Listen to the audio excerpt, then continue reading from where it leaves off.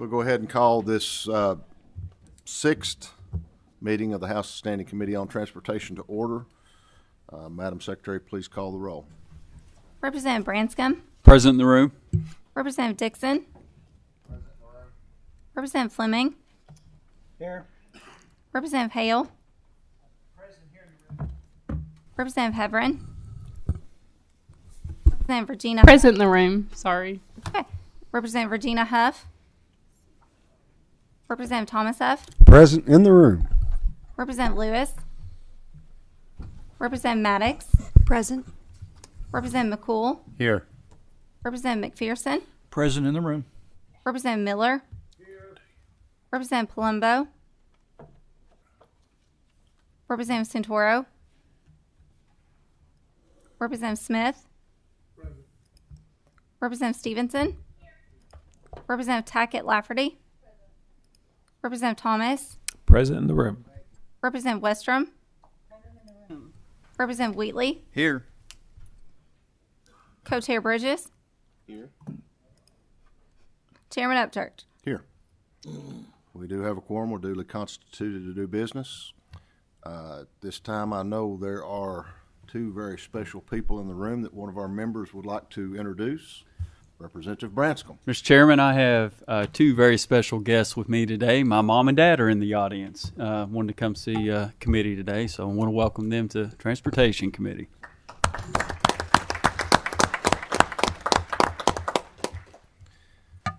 Welcome. Good folks from across the lake, on the other side of Lake Cumberland. They're on the bad side of Lake Cumberland, and Wayne County's on the good side. We are going to go just a little bit out of order today. We're going to start off with the discussion only bill, which is House Bill 545. Mark Carter is going to come up and kind of give some synopsis of the bill, and then we'll have Ethan, you want to come on up?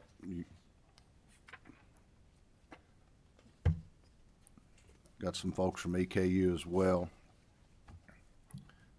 You know, over the past, during the interim, we've talked a lot about aviation and the importance.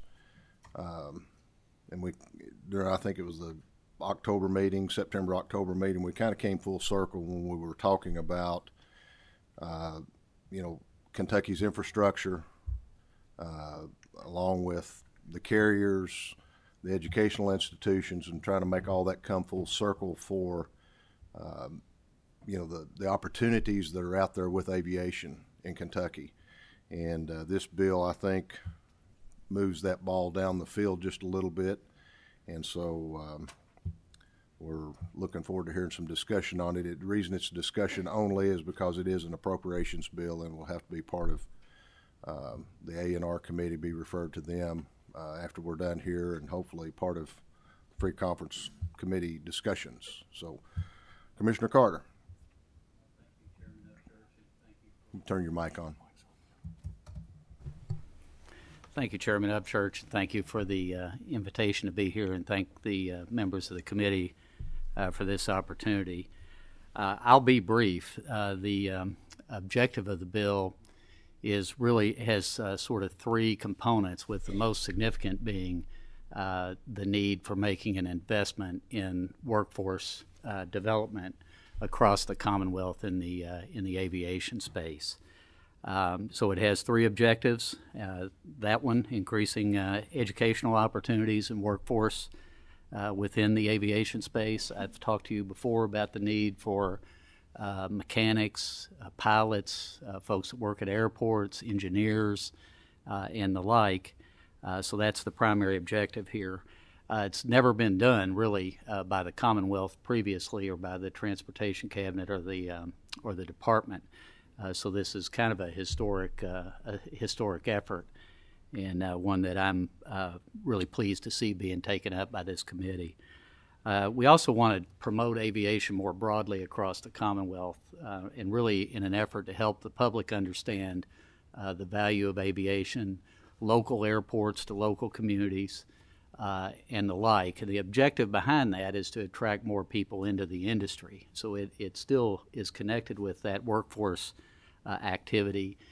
And then the last thing that's including in here is the need to develop programs or support for innovative aircraft or aviation initiatives, things like unmanned systems, electric aircraft, charging stations, things like that that will be necessary in the future. The way the bill is constructed is that it provides for the department to be able to invest in some of the facilities, equipment, and sort of the stuff that's separate from the educational curriculum and the paying of professors or instructors, or really the educational component that I'm sure the gentleman to my right will comment on in a minute. But the real heavy expense of getting these programs started up is the need for hard assets. So hangars, equipment, tools for AMT programs, aircraft to work on, or maybe aircraft to fly, things like simulators for flight schools, some of which can range in cost from $10,000 to several $100,000. So those are the kinds of things that are anticipated here and fit within the mission of the Department of Aviation. In terms of the benefits of the bill, and then I'll walk through some of the provisions, but obviously the objective, at least that I believe we have collectively, is to spread these opportunities across the Commonwealth. I've talked before about the mechanics training programs, for example. We have two in Kentucky. We have one in Somerset, one in Jefferson County. There are efforts to start these programs across the Commonwealth. I'm aware of one in Fleming County, for example, that we're trying to support. But we need those programs across the Commonwealth. We need to be able to support local development of those programs. The same thing with pilot training. We have efforts across the state to develop new pilot training programs, but they need things like simulators and aircraft. So spreading opportunity across the Commonwealth. You can't leave out the significance of our existing programs. The folks at EKU have a first-rate program, but to keep up, they have to continue to invest in capital assets and the like for that program. Same thing with our two maintenance schools. They have needs as well. So that would be the second. Jobs, as I mentioned before, that's the ultimate objective. And if we do a good job of this, ultimately we build the workforce. That creates opportunities for Kentuckians in well-paying vocations or professions. And it also helps our commercial carriers across the Commonwealth in terms of the workforce needs that they have and really helping them address some of the current challenges that they face with bringing people on board. And then last of all, and maybe not the least significant, but would be just the vibrancy of our local airports. Airports like Danville that have very active flight training programs, those tend to be successful airports, and the community benefits from that investment. So to the extent that we can help airports become more vibrant across the Commonwealth, that's going to help the local communities that operate those airports. In terms of the bill, and I'm certainly not going to read it to you, but I see some significant features here. The first is the creation of this development fund, which would essentially establish a fund that could cross fiscal years or and the like, because a lot of these programs take some time to develop, so they will cross budget years. It establishes a grant program, gives some general direction to how that grant program is, or at least the funding is allocated. It establishes a process, a timeline, and an oversight sort of approach to how the fund is run, and then it requires some accountability to you as the legislature that grants this program in the form of annual report with a good deal of transparency around how the funds are awarded, how they're spent, what kind of benefits result from them, so that on a biannual basis you can reevaluate the program. So just to sum it up before I turn it over back over to the chair, I do, as I mentioned before, I do think that one of the areas of significance of this is that we've really never had the opportunity as a transportation cabinet or in the department to get involved in this kind of manner with workforce issues. And so I have done kind of a scan of what's going on in state legislatures across the country. I'm not aware of a bill of this significance in aviation in any of the other state legislatures at the moment across the country. So I think it does represent an opportunity on our part to lead here, and I'm very pleased to be in a position to try to help make that happen. So thank you, Mr. Chairman. Thank you, Commissioner. Before we go into any questions, I'll turn it over to Ethan if you want to introduce yourself for the record and have your guest as well once they speak, and then we'll open it up for some questions. Thank you, Mr. Chair. Ethan Witt with Eastern Kentucky University, joined by Dennis Sennett, who's the director of EKU Aviation. I just want to share on behalf of our university how excited we are about House Bill 545 and how we think it's a meaningful investment for the Commonwealth. And I want to share some information from our program that I think underscores the opportunity we have as a state to invest in aviation education right now. EKU is home to the Commonwealth's only four-year university-based aviation program. And we have seen just robust demand that has continued and sustained in recent years. To put that in perspective, in 2017, our program had a total enrollment of 150. Today, we have over 330 students from 25 different states, people who are choosing to come here to Kentucky to pursue their aviation education. In 2019, our students completed 6,500 flight hours. Last year, our students completed 15,000 flight hours. And our favorite statistic is that the graduates of this program have a 99% post-graduation employment rate.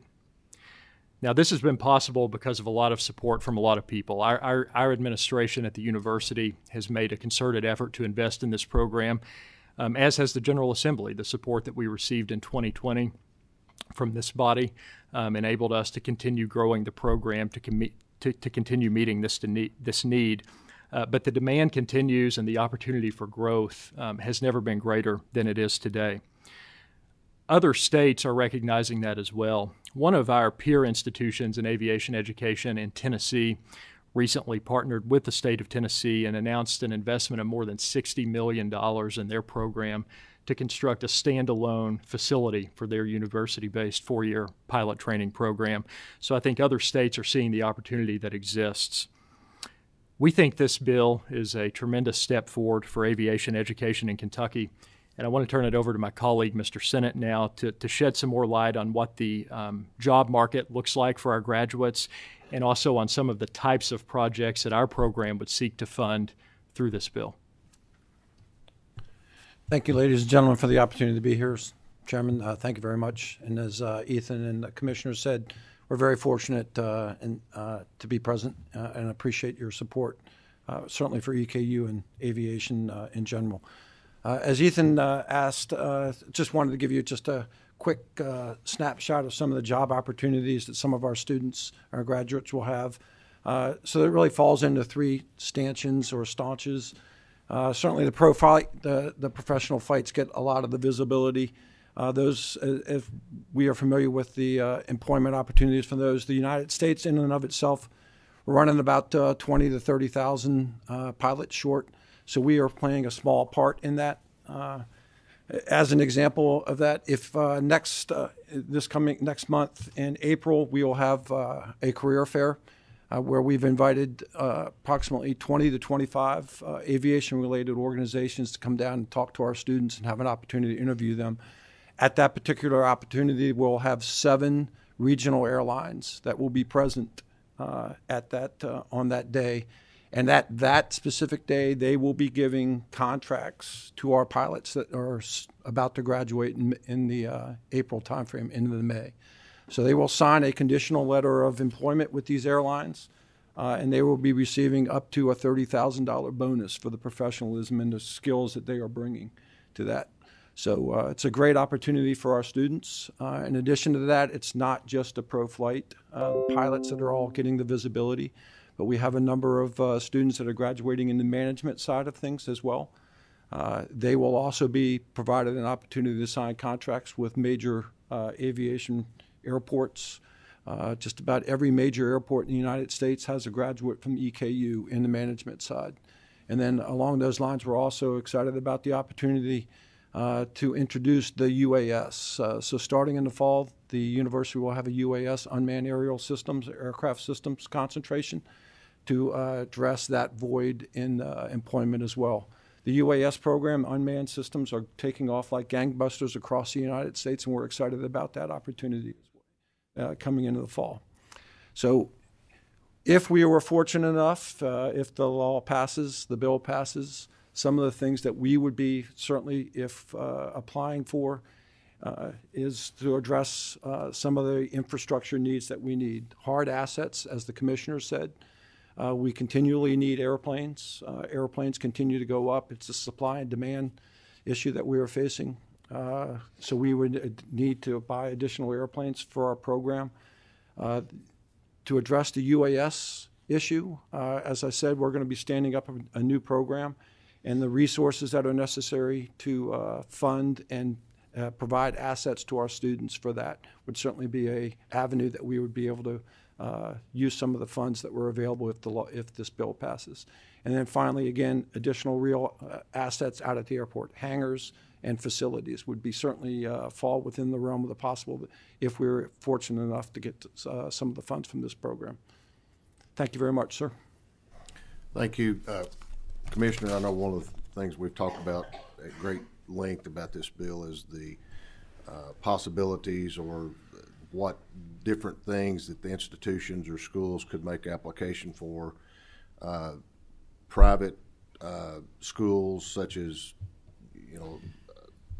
aircraft or air schools could make application for simulators. You all, EKU could make application for hangars and more planes and simulators. And I know Somerset Community College is one of the aviation maintenance. They could make application for more aircraft to work on, because I know when I talked to Dr. Counsel down there, once they purchase an aircraft, it is decommissioned. It never flies again. And so there's only so much work that can be done, on that aircraft and training those students, and then they've got to buy more planes. So we're at a kind of a standstill right now. And so all of this could go toward facilitating more purchases of hard assets. Right. That's absolutely right. And just for the benefit of some of the committee, flight training, for example, a private flight school, flight training's expensive. But under the FAA rules, some of that training can be done in simulators. They have to be FAA-approved simulators. But even a fairly modest Redbird simulator that would be FAA certified is probably cost about $10,000. Now, you can find them used for less and the like, but that's generally about what they cost. So, a flight school at one of the airports I frequent is Somerset, Lake Cumberland. A flight school there, if they had a simulator, they could make training more available to students who may be more challenged in terms of their means and to be able to, to do flight training. So that would be an example on the independent flight school perspective. And then Chairman Upchurch, I think your example of the Somerset Community College program is spot on in terms of the AMT schools. Well, thank you. I'm going to throw it open for any questions that the members might have. Anybody have any questions? Representative Dixon. Thank you, Mr. Chairman.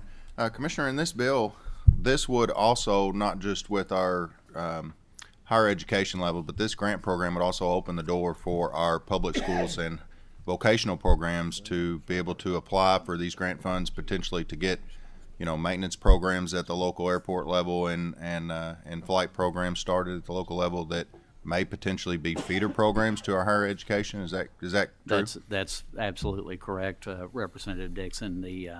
In fact, again, just for the benefit of everyone, the Aircraft Owners and Pilots Association, or AOPA, they have a curriculum. This would be in the case of flight training, which professional flight can be a vocation or a profession. But so the AOPA would have curriculum. The same exists for AMT schools, and that can be pushed down into the high schools. In fact, the AOPA is focused on the high schools. So it would align with vocational training, and we have examples across the Commonwealth of very robust programs with local high schools. Nelson County, for example, is kind of a hotbed for that. Mr. Chairman, just discussion. Sure. I'd just like to state, I know Commissioner and Ethan, and during the caucus this summer for the aviation aerospace, we talked a lot about education and opportunities, and that's why I really favor this so much, because it was kind of shocking to me that we didn't already have some kind of allotment for this type of educational opportunity for our young folks, in our state, because learning through the caucus and through the information that aviation was one of the leaders and revenue for the state of Kentucky, and that we didn't have a base, and a feeder system for one, those jobs, but two, those careers that are good paying careers moving forward. So I appreciate you guys coming and discussing this today. I think it's an important topic to the aerospace and aviation community across the state. Sir, do you mind if I add? Representative Dixon, I couldn't agree with you more. We are inundated almost on a weekly basis by high schools asking to partner with us. And one of the challenges for them is trying to get simulators and that type of education down at that level. So this program would fit perfect for that.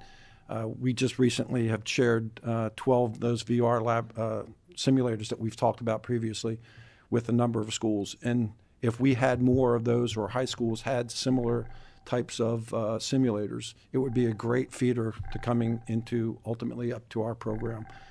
There is a huge demand for that type of resource out there at the high school level. So thank you. I got another question here, but before I go to that, Ethan, you made a statement about what Tennessee was doing. And they've invested, Middle Tennessee State University is your closest competitor, correct? Yes, sir. And so the Yes, sir. state of Tennessee has invested $60 million in their aviation program. And of course, this bill is, basically $5 million in each year of the biennium. So, we're still behind the 8 ball, but I think we can do a lot with the $5 million. So I thought that was quite interesting what Tennessee's doing, in competition, I guess, with your all's program. Representative Fleming. Thank you, Mr. Chair. Gentlemen, thank you very much for coming this afternoon, and I really do appreciate this effort in terms of setting up this structure. I just have a couple of questions, if you don't mind, Mr. Chair, just for clarification. Not in any particular order. The first one is the review committee. Just curious, should there be some type of legislative representative on this review committee, either a voting or non-voting member? That's certainly something that could be changed in the bill, Representative Fleming. When we were drafting the bill, I think there's a constitutional issue with us actually being a voting member on that committee. And that's what I thought, Mr. Chairman. That's why I mentioned non-voting as well, that it could be in there, or maybe an advisory. The only reason I say that is basically just make sure that the legislative body has a good steady flow of information other than getting a report on an annual basis, so we can see how things developing and mature, so we can be more active in terms of looking at other things we can do in doing that. So just a food for thought. The other, could you go over, I'm not struggling, I'm just trying to figure out the chicken or the egg scenario between people and assets, and how things will roll out from an implementation standpoint for the first year. The first thought, in terms of Section 222, looks at the allocation of percentages, and 80% of the first $5 million, and then any additional funds will go to educational opportunities and new programs and such. So could you explain that section for me? Because it looks like at a minimum you're looking at $6 million. I think that's right. 4 million. Okay. So could you explain how that section 2.2 sort of structured and how you came up with those percentages? Yeah, the percentages were, there was no science to it, Representative Fleming. I think what, in the discussion back and forth, the idea was to try to take some of the funds and direct them specifically towards innovative systems, such as the unmanned systems that Dennis talked about. And then the idea of promotion. We've really never tried to promote careers in aviation through anything other than just the local airports, having Facebook pages and things like that.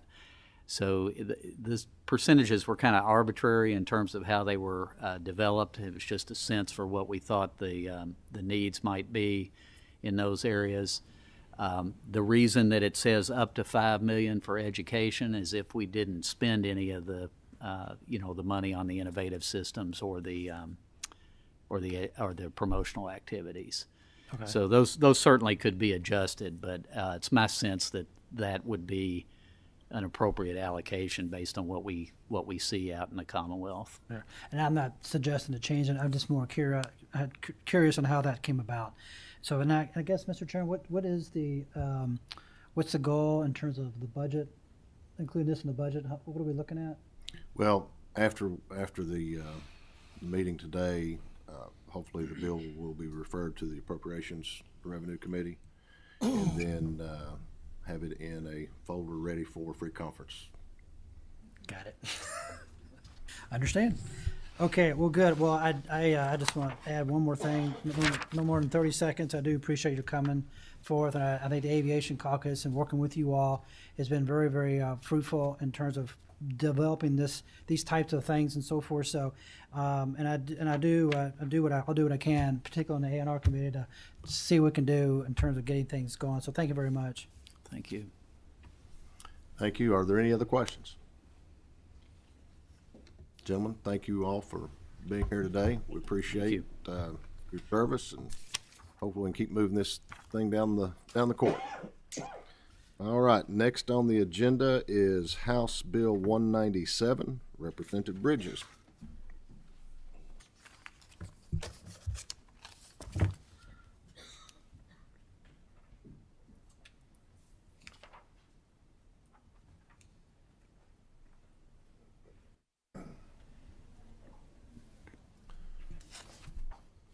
Please introduce yourself for the record and your guest. Thank you, Mr. Chair. I'm Randy Bridges, representative from the 3rd District, and I have with me George Eklund from the Kentucky Homeless Coalition. Today we have House Bill 197 before you. This is an identity documents, and it does mainly two things, and I'll try to make this quick. It allows 16 and 17-year-olds who are homeless to get an ID without parental consent. There are these youth that don't have a relationship with their parents. They are homeless. I think in 2020 we had over 580 children under the age of 18 that were homeless in this range. So they need these essential documents to navigate society, to apply for college. Motion on the bill. Second. Okay, we do have a committee sub on the bill, so we'll need a motion and a second on the committee sub. Motion, committee. Got a motion and a second on the committee sub. All those in favor, please signify by saying aye. Aye. Opposed, like sign. Motion carries. We have the committee sub before us. Now, is anybody wanting to make a motion on the? Okay, we got a motion and a second on the bill as amended by the committee sub. Are there any questions? Seeing none, Madam Secretary, please call the roll. Representative Branscombe? Yes. Representative Bridges? Yes. Representative Dixon? Yes. Representative Fleming? Real quick explanation. I want to appreciate the representative, y'all coming, bringing this forward. I've gotten several emails about this. I think it's important to provide those folks with the ability to go and access and do some things so they can increase their livelihood as well as their quality of life. So thank you, and a vote yes. Representative Hale. Yes. Representative Hebron. Yes. Representative Regina Huff. Representative Thomas Huff. Yes. Representative Lewis. Representative Maddox. Representative McCool. Yes. Yes. Representative McPherson. Yes. Representative Miller. Representative Palumbo. Yes. Representative Santoro. Representative Smith. My vote, Mr. Chairman, I vote yes, and thank you so much for helping the homeless.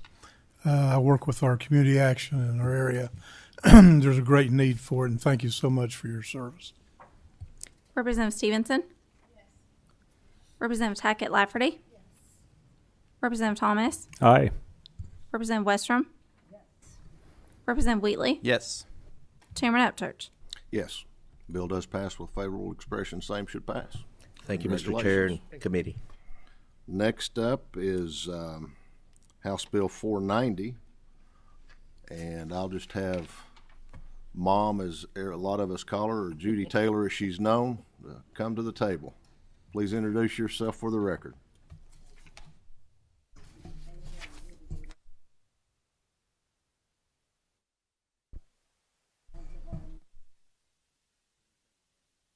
Oh, thank you. Do I need to do that again, or are we okay? I think we're good. Okay, good. I have a very short statement on a counterfeit airbag bill that we'd like to ask you to support.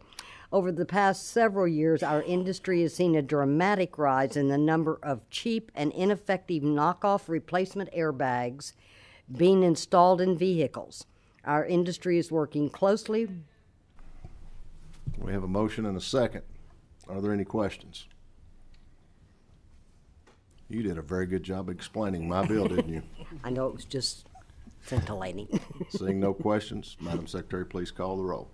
Representative Branscombe. Yes. Representative Bridges. Yes. Representative Dixon. Yes. Representative Fleming. Yes. Representative Hale. Yes. Representative Hebron. Yes. Representative Regina Huff. Representative Thomas Huff. Yes. Representative Lewis. Representative Maddox. Representative McCool. Yes. Representative McPherson. Yes. Representative Miller. Representative Palumbo. Yes. Representative Santoro. Representative Smith. Representative Stevenson. Representative Tackett Lafferty. Representative Thomas. Aye. Representative Westrom. Representative Wheatley. Chairman Upchurch. Yes. Bill does pass with favorable expression. Same should pass. Maybe I can Thank get you you. to come explain that on the floor. Thank you, Mr. Chairman and members of the committee. Thank you. Next up is House Bill 693, Representative Chris Freeland.